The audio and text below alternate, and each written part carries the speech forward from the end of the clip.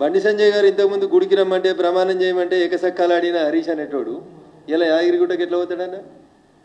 Munugode elections అప్పుడు బండి సంజయ్ గారు అడిగారు పోదాం పారు అదే యాదగిరిగుట్ట కాడికని. ఆ రోజు ఎందుకు రాలేదన్న? ఆ రోజు ఎందుకు దుప్పటి కప్పుకొని పడుకున్నావు? ఇలా దేవుడు ఎట్లా యాదికి వచ్చే?